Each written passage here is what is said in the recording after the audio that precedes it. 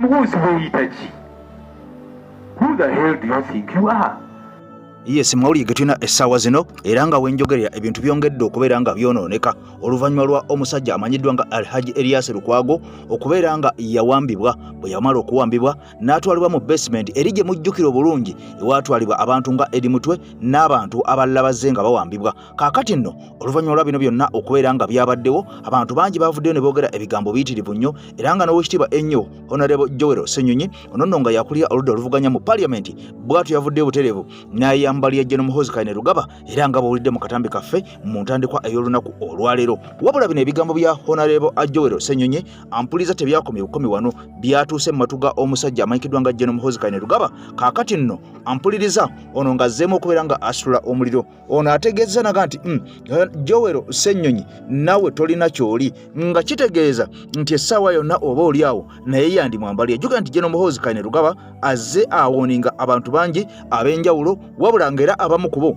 bazze nga awooninga tulabye amazima nga azze abakwata n'abatwala mu basement. Wabula ekisinze okubeera nga kyewunyisa kye kyali Haji Elias Lukwago ono eyaliko Lord Mayor okubeera nga yakwatiddwa bwe yakwatiddwa naggulwako emisango egy'okulya mu nsi olukwe. Wabula abantu bangi naddala ba National Unity Platform abazze nga bakwatibwa ku nsonga eno era nga bagambibwa mu bwalya mu nsi olukwe baatwalibwa mu kkooti ey'amagye. Wabula ono yatwaliddwa mu kkooti y'abantu ba bulijjo. Kino nno kyewunyisizza nnyo ensi era nga bannayuganda abamu bagamba nti nno kano kandibanga kabadi kennyini akawedde emirimu bwe kiba nga kkooti yalulinga neetegeeza nti abantu bonna abaatwalibwa mu kkooti z'amagye baatwalibwayo mu bukyamu. Lwaki essaawa zino bakyaliyo era nga bakyatwalibwa eyo mu kkooti ez'amagye ng'ate kkooti yalagira bagiwe mu kkooti ez'amagye? Bonna aba NUP abaali bawambibwa mubajjukira bali eri abasooka okuwambibwa 221 benkugamba 222 awo nakati bakyatwalibwa mu kkooti ez'amagye tebaleetebwanga mu kkooti z'abantu ba bulijjo. Kakati nno Alhaji Elias Lukwago yatwaliddwa mu kkooti y'abantu ba bulijjo. Wabula bino byonna nga weebiri mukyala wa Lukwago avuddeyo n'ategeeza ensi nti yeewunyiza okulaba nga ba opposition tebavuddeyo okubeera nga bamwaniriza n'okumuyambako mu mbeera eno bawe gy'ayitamu. Wabula ono ebimwanukuddwa biyitirivu nnyo nga bw'ogenda okulira olunaku olwaleero mu mboozi zaffe. Kaakati nno bino nga bigenda mu maaso ebya General Muhoozi Kainerugaba eby'okuwamba abantu waliwo ate ekitta abantu. Wuliriza njagala nkuzzeeko emabega nga gavumenti ya Mwami Museveni kennyini yakwata abantu nkuleetedde bwino nkuleetedde obujulizi bino nkakasa bangi mbadde temubimanyi abalala mbadde muwulira biwulire.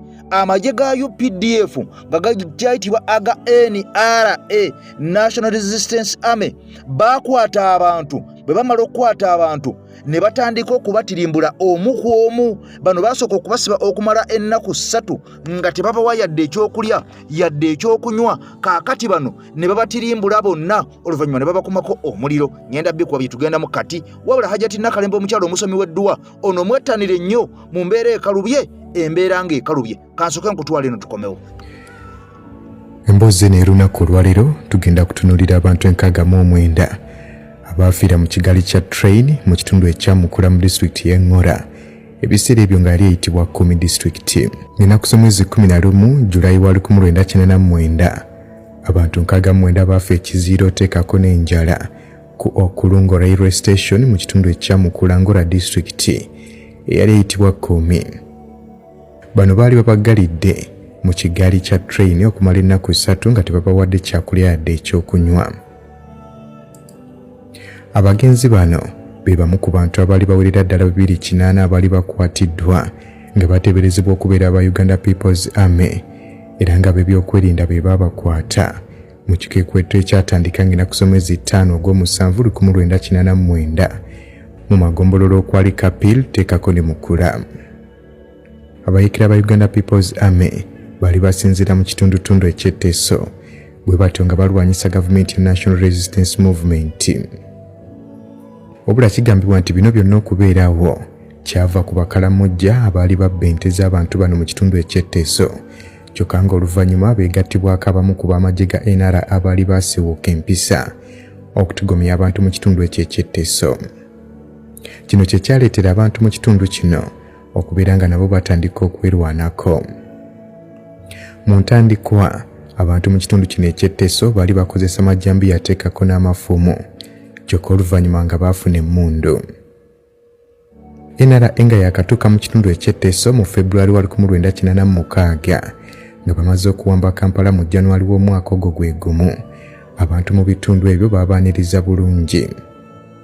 Nti wabula n'olutalo olwatandikawo mu mambuka g'eggwanga teekako ne mu buvanjuba bw'omu mambuka g'eggwanga terwatandikawo kubanga abantu baali balwanyisa gavumenti ya NRM, wabula lwatandika olw'okubanga abamu ku b'amagye ga NRA baali basiiwuuka empisa nga babayisa mu mpisa etali nnungi. Era nga kino kyalambikibwa na bulungi nnyo mu ndagaano y'emirembe eyateekebwako emikono wakati w'ebiwayi ebisatu okuli Uganda People's Democratic Movement, Uganda People's Army ne gavumenti ya NRM ku nkomekerero y'olutalo olwali mu kitundu ekya Choli ne Teso mu 1998 ne 1999. Okuyekera gavumenti ya NRM kwatandikira mu kitundu eky'eggulu mu Augusiti wa 1986 era nga baatandika olutalo olwo baali baagala lusaasaane paka mu kitundu eky'Eteso, wabula gavumenti ya NRM yabalabuukirira ng'obudde bukyali n'ejja emmundu ku bantu b'omu kitundu kino eky'Eteso ezaali zaababwa gavumenti ya UPC mu myaka egy'ekinaana eyo nga gitandika basobole okwerwanako olw'abakalamujja abaali bagendayo kubabbako ente zaabwe. Nga Bateso bagiddwako emmundu, abakalamujja beeyongera okujja okubba ente zaabwe era nga wano kigambibwa nti baali bakolagana n'abamu ku b'amagye ga NRA abaali basiiwuuka empisa. Ebikolwa eby'obubbi nga byeyongedde mu kitundu ekyo kyekyaleetera abantu ba bulijjo nabo okubeera nga basitula enkundi okuba nga beerwanako, ekintu ekyayongera obwongezi omunnyo mu kiwundu. Ng'ennaku z'omwezi 7 omwezi ogw'omusanvu 1989 kigambibwa nti waliwo enkambi y'amagye ga NRA eyakubibwa mu kitundu ekyamukula teekako ne Ajeluk Trading Center nga bateekateeka okukola operations ez'okubeera nga banoonya abayeekera. Era nga ab'amagye bano amakanda gaabwe bagakuba ku Okungulo Railway Station. Ng'ennaku z'omwezi 8 Julayi wa 1989 operation ey'okunoonya abateeberezebwa okubeera abayeekera n'abakolagana n'abayeekera yatandika era nga baali mu byalo ebiwererako ddala okwali Kapel, teekako Mukula, Ngora n'ebirala. Ku lunaku luno ab'amagye baakwata abantu ku budde obw'okumakya, emisana teekako n'ekiro. Abantu bonna abaali bakwatiddwa babakunganyiza ku Ajeluk Primary School era nga wano division units zonna we zaali zikunganira ate era nga ye yali enkambi ya Army Commander.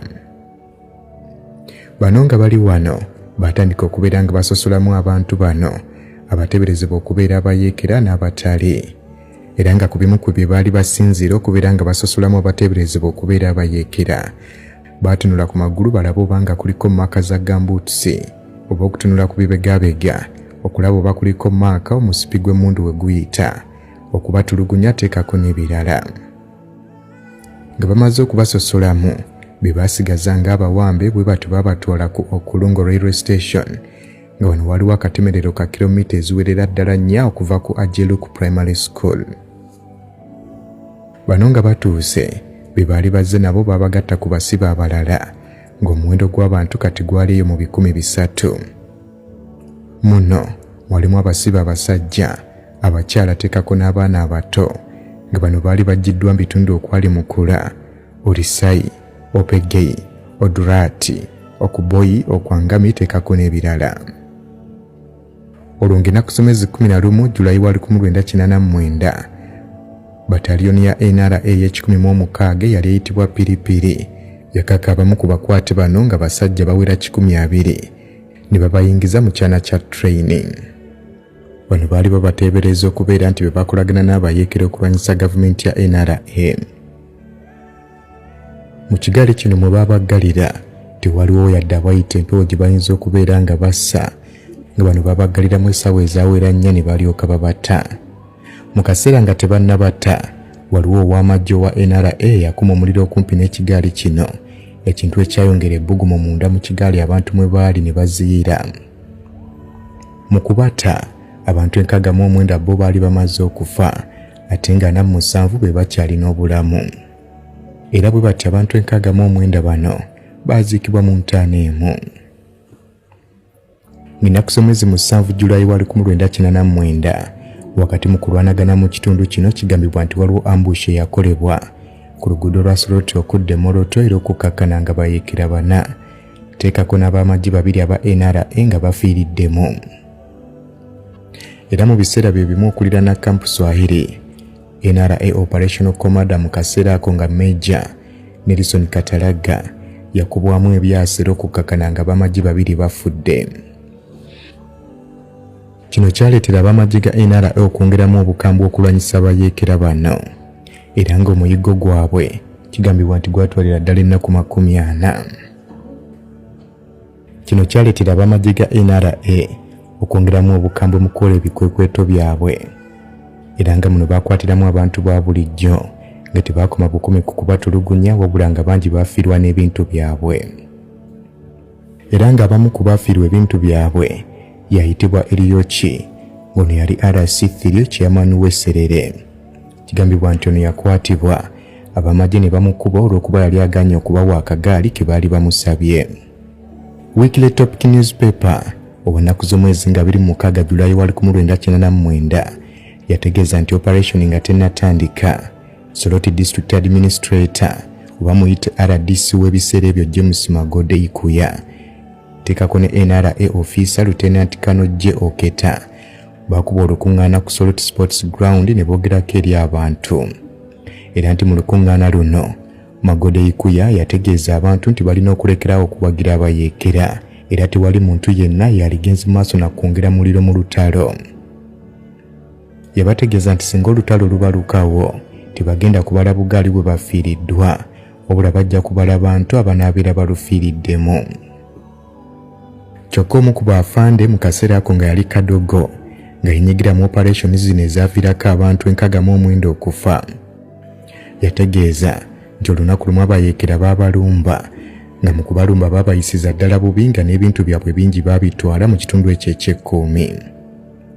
Mukadde ako ye yali Kadogo era nga gwe gwali omulundi gw'okugenda mu kitundu ekyo era ye yali amanyi kimu nti bali mu kulwanyisa abayeekera abaali badduumirwa Jesus. Nti bano balabika baali balina amaanyi ag'ensuso olw'ensonga nti baabulanga mu ngeri etaategeerekeka nga babakuba ebyasi ne balowooza nti babasse kyokka emirambo ne gibula. Lwaki nkikoze? Lwaki nsazeewo nkuwa akatambi kano konna nkamalayo okawulirira eddala ebyakalimu n'abantu bano abattibwa mu bitundu ebyo abaakumwako obukumwa omuliro. Wabula bino byonna nga bitambula bwe biti nga bigenda mu maaso nga twongera okulaba tweets ezitwitingibwa omusajja aduumira amagye ga kuno General Muhoozi Kainerugaba. Kaakati nno ebikolwa ebimu okusinziira ku NTV nga bwe yavuddeyo n'eraga nti bikolwa bya busiwufu bwa mpisa, ebikolwa ebitali bituufu, ebikolwa ebikyamu, ebikolwa ebikyafu. Kaakati mu mbeera y'emu bwe tolowooza nti bino bitandise butandisi nti byatandise lwaleero, amagye gano gennyini aga NRA gatandika dda okusiwuka empisa okuva nga bakyali mu kulwana nga bw'owulidde bwe baamala ne batandika okubeera nga balumba abantu okubeera nga bababbako ente zaabwe. Kaakati nno magye gano era nga ne bwolaba enguzi egenda mu maaso mu gavumenti eya Mwami Museveni bwe tolowooza nti etandise kati, obubbi bwatandika dda nkugambye nti abasajja batandika bakyali ba NRA okutandika okusiwuka empisa ne batandika okubeera nga batulugunya abantu mu bitundu ebyeyo ekyaviirako ate gavumenti okugenda okukwata abantu abaali beerwanako obwerwanyi ne batuuka okubeera nga babatirimbula nga babakumako bukumi muliro mu kigaali ekya train. Bano nno battibwa Kirindi, tewaaliwo olutalo nti lwali lukyagenda mu maaso kubanga gavumenti yali emaze okubeera nga ewamba. Kaakati ebikolwa eby'okusiwuka empisa mu magye ag'eggwanga erya Uganda bino bizze byeyoleka lwenye okuva Mwami Museveni nkugambye lwe yawangula obuyinza. Mwami Museveni nga bakyali mu nsiko yavaayo n'atutegeeza nti bo beekyusa n'amannya, ye ne yeeyita Kasimu n'abasajja ballo omwali ba Abudu, omwali ba Salimu Sale, Bashabani Bantaliza, bonna ne beefuula abasiraamu. Kaakati mu kwefuula abasiraamu ono agamba Mwami Museveni mu bigambo bye nti beefuula nga abasiraamu nga bagezaako okubeera nga batuukiza operationizi zaabwe naye nga beefudde kye batali, nga mbino byonna bagezangako okubeera nga babuzaabuza. Era Mwami Museveni yayongera n'ategeeza nti ye yavanga munda mu ggwanga erya Tanzania nga tanafuuka mukulembeze wa ggwanga lya Uganda, n'ajja n'akola underground cover munda mu ggwanga erya Uganda, n'akola emirimu eja underground. Mirimu kyekyo gye yakolanga munda muno mu ggwanga erya Uganda ng'avudde Tanzania n'amala ne yeesolosa n'addayo. Kati bino byonna by'olaba ebya General Muhoozi okubeera nga atwala abantu n'abawamba n'abeera nga batulugunya, nga bw'olaba Eddie Mutwe ekyamutuukako, nga bw'olaba Erias Lukwago ekyamutuuseeko, bino byonna si bipya era zaabisomako era zaabiwulira. Kaakati nno ebyakolebwa emabega bitandise kubeera nga biddibwamu buddibwa, kubanga abantu bangi abaaliko mu basement eno wansi eno Mwami Muhoozi gy'atwala abantu bano, wabula nga buli omu ebigambo byayogera ebifa wansi eyo byewunyisa ensi. Olunaku olwajjo NTV yavuddeyo neyanika bino byonna ebisenga bikolebwa ku bantu ku bannansi munda mu ggwanga erya Uganda. General Muhoozi Kainerugaba mu basement ye. Kakati nno eno yavudde n'ategeeza nti NTV essaawa yonna agenda kubeera nga agiggalawo oluvannyuma lw'okubeera nga yatadde eggulire eryo eryabadde ekkambwe lyenja okubeera nga nkwako. Kankulaga ebimu ku ebyo ebigenda maaso mu basement ebitiisa bannange. Nabuuza kwabo abantu ne mbabuuza wano naye tuli luddawa ne baŋŋamba tuli mbuya kuki ku Sseemwayi eyo wansi mu basement. N'ekiseera we kituuka okumala ebbanga bannayuganda bangi bazze banyumya nga batulugunyiziddwa ab'ebyokwerinda nga bawambibwa oluvannyuma ne bateebwa nga bangi ku bano beebo bali ku ludda oluvuganya gavumenti okuva mu bibiina ebyobufuzi eby'enjawulo. Ekifuba kino newenkola omuli Jamshid Kavuma nga munnakibiina ki NUP nga muwagizi wa Robert Kyagulanyi y'omu ku abo abawambibwa ab'ebyokwerinda mu 2022 okuva mu bitundu by'amasanafu. Ono mu kukwatibwa abasirikale abali mu ngoye za bulijjo yakubibwa essasi mu kugulu. bwe baamala okunkuba essasi mu kugulu ne bankwata ne banteeka mu ka drone. Waliwo n'abaana abalala nga baali nga basatu, bantwalirako n'abaana abalala basatu okuva ku Gladiator Paradise awo. Bwe bantuusa mu drone ne batandikirawo okunkuba. Kati we natuuka mu drone ne banteekako empingu, olwo nkyali mu ssaati ne baŋŋamba weeyambuleko essaati yo ogisibe ku kiwundu essasi kwe likoze eki we bakubye essasi.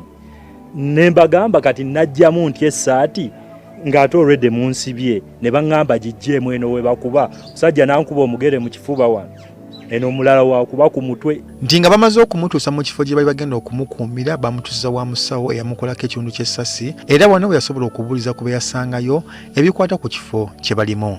So waliwo omusawo awo n'ampa obuweke bwalinga busatu ne mbumira. Bwe namala obbumira ne bambeezaawo like 30 minutes ne baddamu ne bakebera pressure ndowooza ng'esse ng'eteredde nga weeyina okuba. Awo ne bankwata ne banzikiriza wansi. Bwe banzikiriza wansi eyo waliyo abantu abalala. Kati we namalawo olunaku nga lumu nabuuza kwabo abantu ne mbabuuza wano naye tuli luddawa ne baŋŋamba tuli mbuya kuki ku Sseemwayi wansi mu basement. N'ekiseera we kituuka Kavuma nga amaze wiiki nnamba mu buwambe mbu batandika okumubuuza kajjojijoji w'ebibuuzo, wabula okumubuuza kwalimu ensambagere n'empi. Kati oba mu kihuudu tebakugira oba tomanyi bakuliko, naye wabula owulira amaloboozi nga ganjawulo. Onaakubuuza kino onaakubuuza kino ate byakumukumu, naye we bakuba bakubawa wansi, omulala n'akuba mu siraapu ku mutwe bwe bityo. Kavuma agamba nti mu kitibwa basement yamalayo ennaku 32, wabula tugambye nti aliko abantu be yasangayo omuli abasiraamu kw'ossa n'obusenge obw'enjawulo n'okutuusa kati bw'atasobola kwerabira. Kati waliwo omusiraamu gwe baleeta bamuggyeyo Katwe, baakuba musiraamu najja nga yeekulula bwekuluzi paka wansi eyo mu madaala. Ate olina okujja nga weekulula naye nga bw'okaaba bo tebafaayo. Bwe batyo we bacunya. Kati waliwo n'omusajja omulala gwe baleeta ye ne bamuteeka ku mpingu ng'abeera ku mpingu bw'ati misana kiro ng'oyimiridde nga naye oli ku mpingu. Waliwo akatayi buboba nga butayimbwa basobola okukusiba empingu n'osula bwoti, oba ne bakusiba n'osula nga emikono giri eno bwe giti nga naye oli ku mpingu. Naye kati omwo wansi mu basement mulimu woodi ezirimu. Mulimu woodi 1, 2, 3, waliwo n'akaluumu akalala akali awo ko kajjuddemu wayalingi w'amasannyalaze. Bwe kati bakeetoolooza zisoketi z'amasannyalaze eyo wansi. Kaakati walimu n'akalala akakuubo kali bwe kati ko wansi wonna waliwo macupa. We baba bakututtemu eyo tocha bakulinnyisa okwo ku bicupa ne bikusalaasala wenna nga naye bagamba otambule. Kati akakasenge ko baakaggala, nze we nagenderayo nga baakaggala nga tebakyakayingizaamu bantu. nti waliyo engoberezo oba timetable egobererwa mu kutulugunya buli lunaku. Balina timetable. Ku breakfast waliwo ababa balina okufuna emigo gya breakfast. Era mwambuka ne mukolaki ne mufuna akacyayi kammwe. Lunch waliwo ne kawungeezi ku sapa. Kati nga webiri ate era n'emmere we bagigabula. Ku makya mukeera ku buugi nga bulimu n'amata nno. Ekyemisana akawunga ke mulya kaba kalungi si kabi nga aka prison. Kalungi n'ebijanjaalo. Era ne woba tokkuse bakwongera. N'ekyeggulo okulya kwo bakuliisa nga w'oyagala naye encunya yesinga. Salamu alaikum. Agati nakalembe omusomi w'edduwa. Bw'oba wenyiye embeera embi yankusomere ku dduwa. Abali ebweru mirimu gigaanye papula zeesibye kino kyekyoto kwensabira omukisa kobe ng'odiriddawa wali wenkusabira n'ofuna emikisa. Ky'oba olabanga abirira ebinyonyi ebitalina kyakulya naawe atalina mulimu jangu kusomere ku dduwa ofuna omukisa. Eno ennyanja kwesula buli kimu ekisira ne kiba kikujjudde nekikasuka mu nnyanja nekikunta ne kigenda. Nze Agati Nakalembe kambawo ennamba yange yeeno 075237529. Temuddeeyo nemwebakira ebizibu mukobe ku nnamba yange eno. Olunaku olw'eggulo wabadde bwe ruti nga tumaze okulaba mukyala wali Haji Erias Lukwago. Ono yakulukusizza amaziga beppo n'abaana bonna nga beegasse wamu amaziga okubagwa mu kiwanga. Wabula ng'ekyabakaabizza si kwe kubeera mbu bano olw'okubanga bbaawe yawambiddwa oba kitaabwe yawambiddwa, wabula bano beewuunyizza nnyo ensi okubeera nga abantu ba opposition bonna munda mu ggwanga erya Uganda tebaasitukidde wamu bwangu ng'abaatega ogw'ekyayi nga bbaawe eri Haji Erias Lukwago amaze okubeera nga awambibwa. Era ono alumiriza n'agamba nti kino ekikolwa ekyakoleddwa ku bbaawe kyabadde nga unifying factor erina okubeera ng'egatta bonna abali ku ludda oluvuganya gavumenti. Wabula bino byonna tuzze tubiraba nga bibeerawo bukya tubeerawo ampuliriza abantu bangi abazze nga bawambibwa, abantu bangi abazze nga babuzibwawo, abantu bangi abazze nga n'okuttibwa battibwa. Wabula mukyala ali Haji Erias Lukwago talabwangako wantu wonna ng'alina kadala wayimiridde ng'agenda mu maaso okuvumirira ebikolwa ebyo ebibadde bigenda mu maaso ku bannayuganda. Talabwangako wantu wonna, kakubeere ku lumbe, kakubeere kuziika, kebeere embaga, kakubeere ku mikutu gye. Oba oliawo n'akosa eddoboozi ya frequently nga gyakiddiŋŋana n'agamba nti ekyakoleddwa ku gundi si kirungi, ekyakoleddwa ku gundi si kirungi. Kababeere abaana ab'omusajja ali Haji Erias Lukwago kubanga alinamu abaana betwalabye nga basajja bakulu ng'ebigenda mu maaso bibakutteko nnyo ku kitaabwe. Bano bonna tekuli n'omu yali avuddeyo kubeera nga avaayo alage obutali bumativu ku nsonga ezibadde zigenda mu maaso munda mu ggwanga erya Uganda ku bannayuganda abazze nga bayisibwa obubi. Mukyala Kyagulanyi yakwatibwa n'ayisibwa bubi nnyo amagye ga SFC era ebifaananyi bye busa ne bu video bwateekebwa ku Twitter eya General Muhoozi Kainerugaba n'alumiza nti wano yali amwavuza okulaga nti musajja w'amaanyi. Wabula mukyala Lukwago teyavaayo kwogera ku bino kubikonda eminga ebyatuusibwa ku mukyala munne, wabula ebyatuuse ku mwami we yavudde n'atandika okubeera nga oba oliawo atandika okubeera nga akaabira bannayuganda. Wabula wadde bino byonna byabaddewo ekisinga okubeera nga kyewuunyisa ebiro byonna ali Haji Erias Lukwago okuwambibwa ensi yeewuunyizza nnyo okubeera nga NBS TV yabaddewo eri mu kitundu drone we zajjidde ezawambye ne bwe zwatwalidde Haji Lukwago.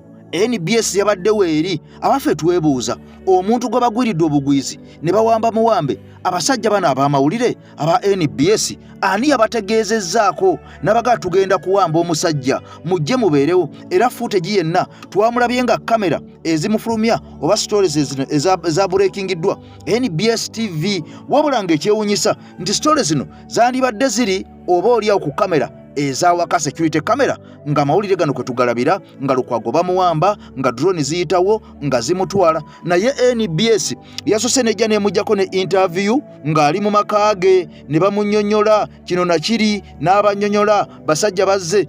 NBS kaakati oluvannyuma bwe yamaze okubeera nga awa story eno Haji Lukwago twabadde tutukuse okutegeka abaana okubatwala ku ssomero ne tulaba zi drone ono nga nnyonnyola NBS kaakati olwamaze awo naye n'awambibwa. Wano nno bannayuganda bangi abaavuddeyo ku nsonga eno nga bagamba nti abantu bangi abazze nga babuzibwawo, abazze nga bawambibwa, wabula nga amayitire gaabwe gasobola okuweza wiiki nnamba nga tewali n'omu bw'amanyi buti abantu bano bwe baatwalibwa, ne kituuka n'okubeera nga abantu bano oluusi nga bazuuka ne balabibwako oba ku poliisi ez'enjawulo oba mu bifo eby'enjawulo. Kati nga Eddie Mutwe n'alabikako ng'ali mu basementi ng'ebifaananyi biyise ku twiti ya John Muhoozi Kainerugaba nga kwe biyise, naye nga tebamanyi yawambibwa atya, nga tewali yadde footage yadde alaga. Naye wano NBS yabaddewo. Kati mukyala Lukwago mu mbeera eno bwe yogedde ku bigambo bino, abasajja bamwanukudde bwe bati. Mukyala wa Lukwago Zawedde Lubwama ne mutabani we Fahadi Lukwago balaze nnyiike ku ngeri Lukwago gy'atyoboddwamu n'okutuuka okwanika ebifaananyi bye eby'okutulugunyizibwa ku mutimbagano. Kituluma nga famire, kiruma abaana nti oluusi obulwa ne kyobagamba, kiruma abooluganda naye tetulina buddukiro. Kooti tuzirabye nti orders zifuluma ne zibeera disobey. Kubanga naffe tetulina wakuddukira, eggwanga tubeeremu nga tetusobola na kweyagaliramu, yet we call this the Pearl of Africa. Wabula Zawedde akukulumidde abakulembeze ne bannabyabufuzi abali ku ludda oluvuganya gavumenti ng'agamba nti beesambye ensonga eno, kyokka nga ye Lukwago abadde ng'abeerawo awatali kwekuluntaza. Nze nali manyi opposition engeri gye muba nti mwenna muli ku ludda lwe lumu mubonaabona, wabawo point we mulina okutuuka ne mugamba nti for togetherness kateeke wabweru enjawukana zaffe, kateeke ebbali enjawukana zaffe, naye tulabe nga muganda waffe afuna justice. Nze Lukwago Swali, mukyala Kanso Elias Lukwago, Lord Mayor yaliko n'avaako, nakuwalira wamu naawe embeera gy'oyitamu. Okay? Oyita mu kusoomoozebwa okw'amaanyi, naye mukyala Zawedde Lubwama Lukwago, munaye totuprovokinga, nkusaba n'obwesimbu obulungi mu bwowembofu, do not provoke opposition. Okay? First Lady Muhoozi we yamulumba mu maka ge n'amutraumatizinga n'amumolestinga, kyali kikkakatako gwe ng'omukyala ate looya oveeyo ostanding in solidarity with your fellow woman Mama Babi Itungu. Ne bamutwala ensambya mu ddwaliro, bakyala banno mu Kasennyonyi ne bakwata ekkubo ne bagenda bambi bamubeesebeese. Simanyi, maybe nga wamukubira essimu, maybe nga wagendayo nga tetwamanya, naye nga woofunye obuvumu okwate bakutunuzeemu kamera ogambe nti keekana akaseera opposition weeyina okulagira okwegatta. Gand visit revisit review program bawo zazzenga akola ku CBS. Medi Nsereko yamubuuza lwaki teweegatta ku Kyagulanyi mukole a united force of change. His Excellency Robert Cha nagezaako n'okugikola United Forces of Change, but you frustrated him. Okay?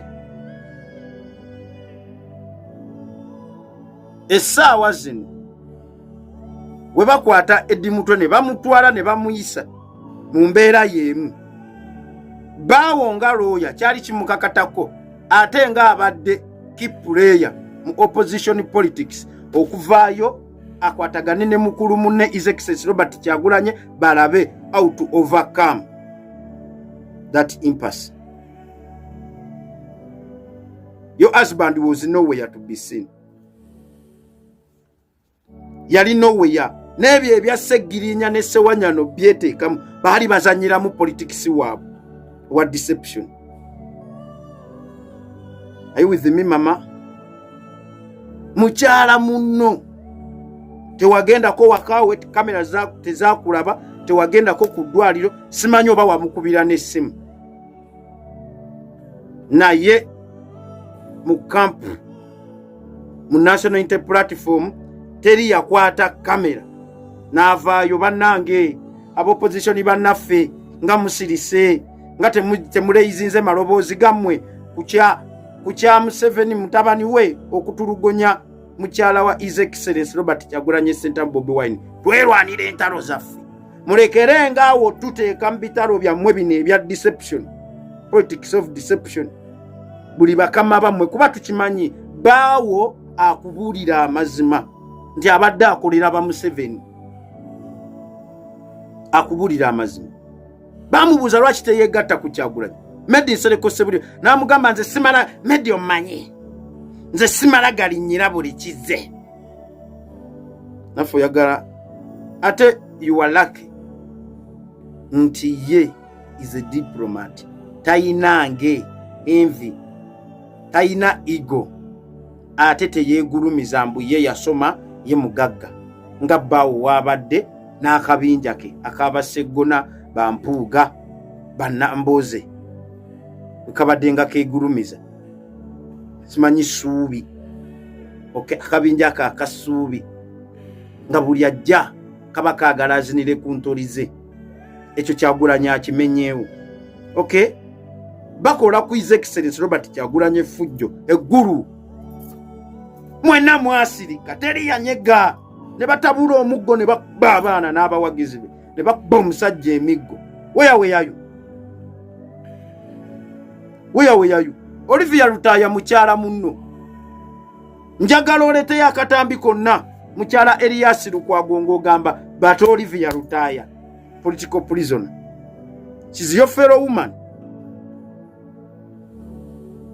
Mulekere ngaawo okuteekanga His Excellency mbintu byamu mulina lake nti is a diplomat nti newe babanga batuusiza kumwe buzibu at least apostinga na calling for your release oba na denouncing ebikolobere biba bibakoleddeko naye nze ng'omuwagizi we nedda. I speak the truth about the reality. Elias Lukwago tewali nsonga lwaki yagaana okwegattako His Excellency Robert Kyagulanyi Ssentamu. Naye nnugu obujja nenge n'okwegulumiza ndowooza yalabanga tebaagala kubeera wansi wa Bobi Wine. His Excellency Robert Kyagulanyi Ssentamu Bobi Wine. Essaawa zino oli kunenya opposition. What is opposition to you? Blame your husband who has been playing politics of deception from time immemorial. Waberedde road mayor omulodi waali abagenda mu State House banamboze bamukubira essimu togendayo. Bibyo byobufuzi bye mubadde muzannya batemudda abaana.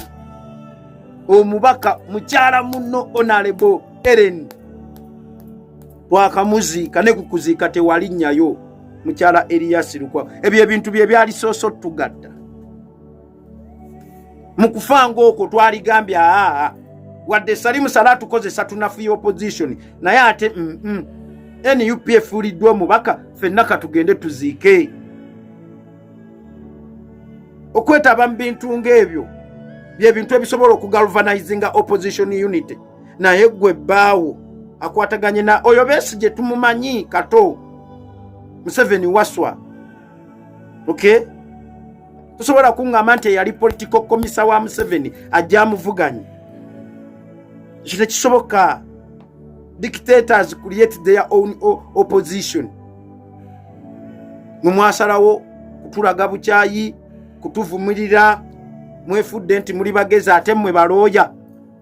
The kind of politics we are in is not all about being educated. Tuvola ba Nassantege Sebaggala yali w'amaanyi. He had the capacity to articulate issues and to resonate with the common people. Ngombo kijjo osobola oleeta abantu that catch a word you can come up with resonating n'abantu basobola okwagala. baawo yadda mu kwobunobinga n'aba Museveni kakati babadde bakomezaawo sitanti bye mwogere essaawa zino bye bibalaga munoonya sympathy mu bantu tojja gifuna maama yuwe lawyer baatugamba naawe oli munnamateeka gwe wandibadde ng'asiiba mu makomera bata abaana mukyala wayiswa mufumbira yafa where were you woman where were you wali luddawa don't provoke us madam don't provoke us at least wali genze noziikirako wayiswa mufumbiro kuba naye ali mu opposition talina musango wali genze no standing in solidarity with mufumbiro at least no yiwe ettaka ku mukyala we your fellow woman tojja tulwanisa ntalo zonna kibacho ekibadde kikukuta ne batali musale ne babesije odawano tukabirira obuziga bwa gonya bumufune sympathy mujewo omwana owaffe His Excellency Kyagulanyi akatika ekibiriti akamuko kake tuyina akatuwadde suubi ini Kyagulanyi we believe ini Kyagulanyi I believe ate kinkakatako okulaba nti asigala mitima n'emyoyo gy'abantu mmwe bistanti byammwe bimwazanye ne muhoozi ne Salimu Sale mwagala kamubaka kubanga opposition ya Museveni abadde nga agizimbira akwata omuntu n'amusiba n'abaako obuntu bwakola n'anoonya sympathy y'abantu sympathy vote tugenda kikkiriza tufiiriddwa abaana tetukulabangako mu kuziika ne bbaawo wabula ate igwe mukyala Erias Lukwago mubadde nga musekera mu nnyumba zammwe nga batukolako ebikolobero. This is multi-party dispensation. You are competing with us. A Kenya from the strategic politics point of view. Opposition ye yuza. Nenga buli we bagenda mu kalulu. Nga we bagatta obululu bwa Ford Kenya, Ford Asiri, n'ebibiina ebirala basobola okujjako Daniel Arap Moi. Kwe kukola alliance, the Rainbow Alliance, ne bafrontinga Mwai Kibaki. Era we baalaba nti alliances ze zisobola okwenganga bannakyemalira. Kenyan politics became a game of alliance. Baawo ye atasobola kwegatta na banne. What happened to EZTJ, Truth and Justice? Siye yaleta bakatolu bwama bali luddawa tebamalanga banyampi abo basewanyana siye yabaleeta najja ne munupu nakolera ye emivuyo gyakusuula nupu nga ba Erias Lukwago abo be basindika Segirinya ne Sewanyana. Where are they? Erias Lukwago, where is Segirinya? Mwatuma omwana ajje dumu mumukozesa video. Segirinya, may your soul rest in eternal peace. Naye webala okubeera n'emmizi at last n'okwagala ennyo Kyagulanyi olw'okuwa kaadi. Segirinya yayogera sebe Besigye yandima kaadi mwakwata Segirinya ne mumugamba agenda ku Facebook. Kyagulanyi tanatuuka kuba president. Kyagulanyi tanatuuka president kuba president ne mumusindika ajazanye gemu zammwe is frustrating anu. His Excellency agenda mukomero mulaba n'amubuulira buli kimu. Mukwatagana n'abo bansiri. So mukyala Lubwamazi awedde Lukwago soka otuule oreflectinge o mediatinge in your hearts of hearts nti ddala opposition buli webadde ng'ekolebwako effujjo tubadde nga wa okuvaayo okuleyizinga amaloboozi gaffe to denouncing atrocities made against opposition players. Temujjanga kutusaba tubeegatteko mu kaseera nga nammwe baba kabaleeteddemu ate akammwe nga kabadde meditated pre-planned kusaanyawo His Excellency Robert Kyagulanyi.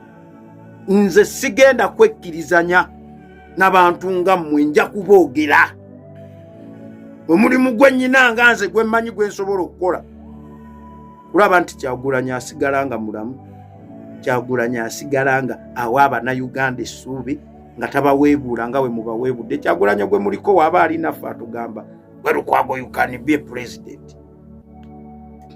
Everyone is a commander in our revolution.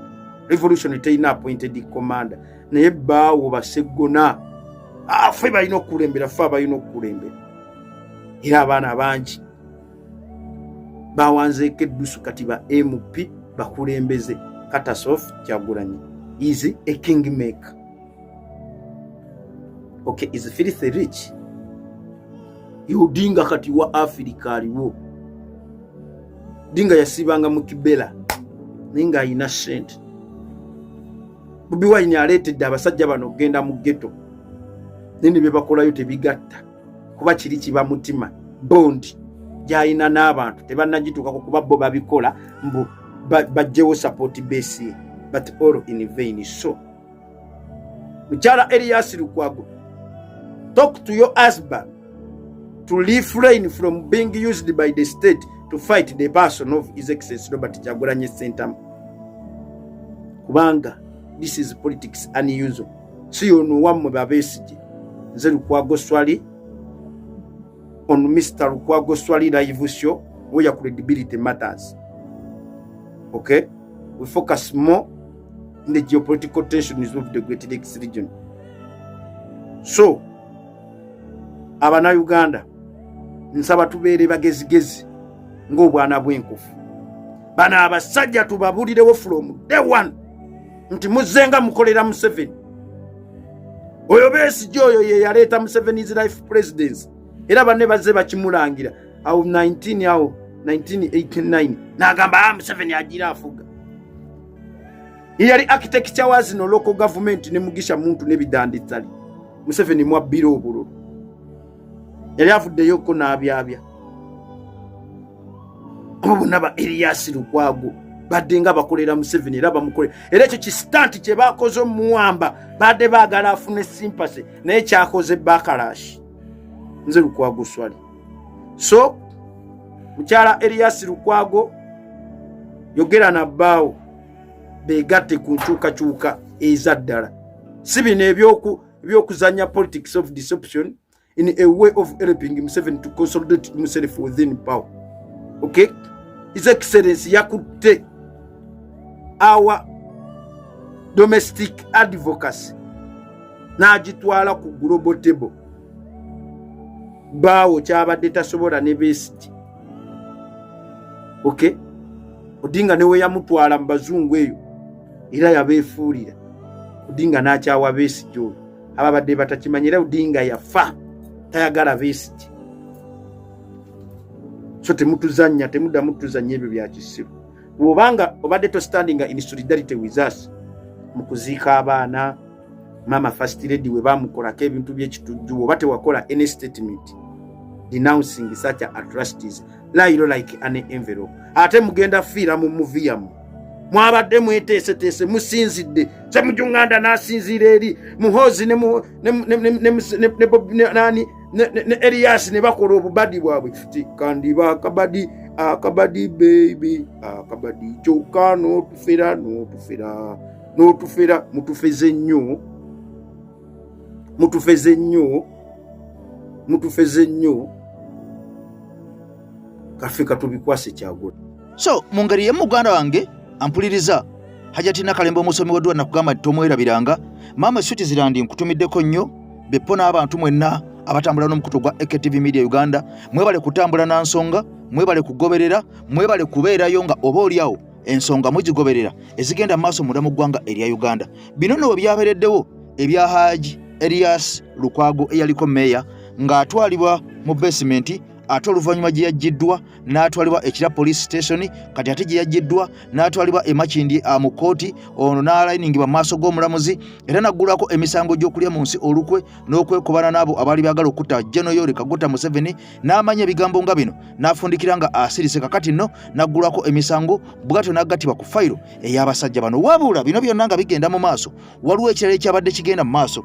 PLU eno ng'ekulirwa General Muhoozi Kainerugaba wano we yafulumiriza ekiwandiiko n'ekwata abantu 15 balambirira begenda okubeeraze ensi bye bagenda okuddukanya ekisinde kino mbu ekya Pierre yu mbu omwaka 2026 mpaka 2031.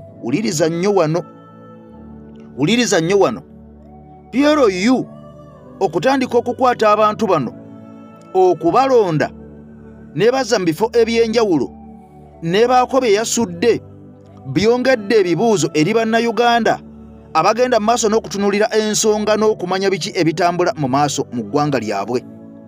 Bano bonna abalondeddwa Pierre yu ekisinga okubeera nga kikwewunyisa kuliko ne sipiika wa paaliyamenti, kuno kuliko deputy sipiika wa paaliyamenti, kuno kuliko omusajja abadde ssaabawolereza wa gavumenti Kiryowa Kiwanuka, kuno kuliko baministers ab'enjawulo ab'ebiti ebyenjawulo abagwa mu departments ez'enjawulo, abantu abalondeddwa Pierre yu.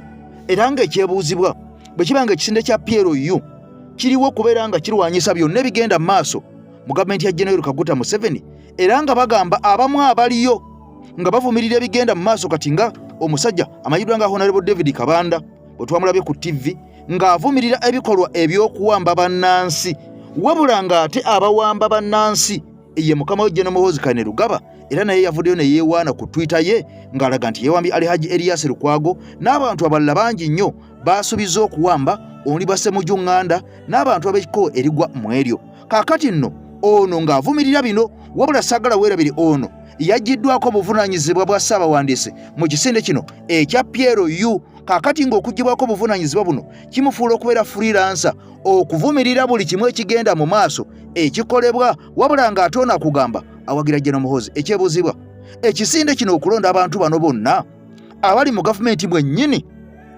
eya Mwami Museveni, eno nteekateeka kikaaki oba gavumenti ziri bbiri ezigenda mu maaso okubeera nga zifuga eggwanga erya Uganda, wabula nga Uganda temanyi, kubanga omuduumizi w'amagye w'oku ntikko bw'avaayo n'awa orders tewali muntu n'omu anyega, bw'avaayo n'awamba omuntu tewali muntu n'omu anyega.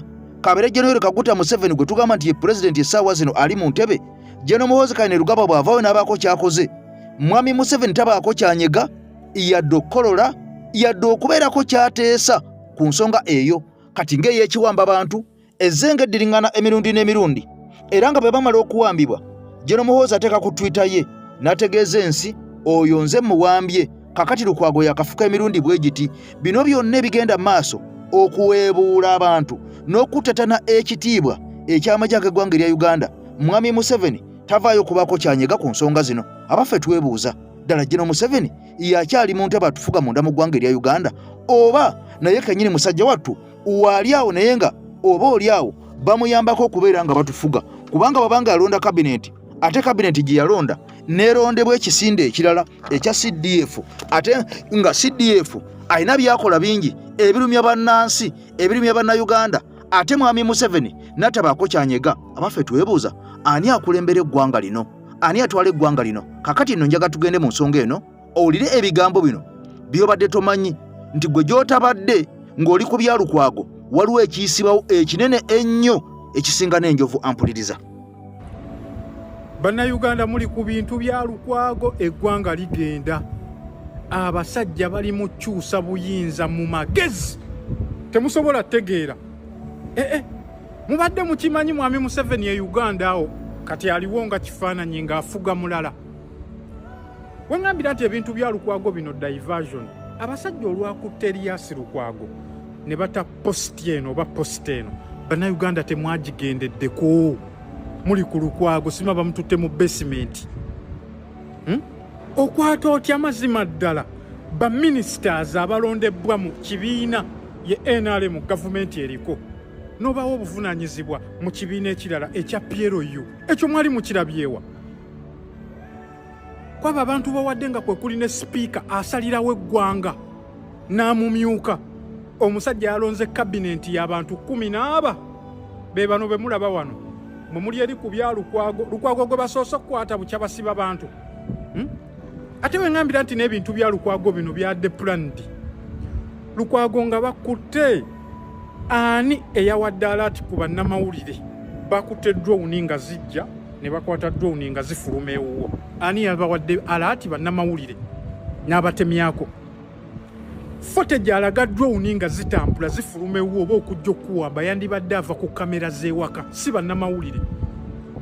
kati ate bamaze okukwata muzanyo obubadi bwa musema bakututte mu basement amaje ge gakutte ate gakusesemye gakuwadde poliisi lwaki tebakututte mu kooti y'amaje nga beddi mutwe gye bawoleza bannayuganda mubeereemu obwongo ekintu kino kiri planned abasajja bali mu kyusa buyinza mu magezi omusajja akoze kabineeti ye y'abantu 14 nga mwe muli ne sipiika asalirawo eggwanga n'amumyuka gwali okirabye wamazima ddala kati kiringa nga wenna wassa embaga maze okwanjula bategedde nze awasizza ate omukazi ne mugamba agenda nsulira ewa kyali wange ekyo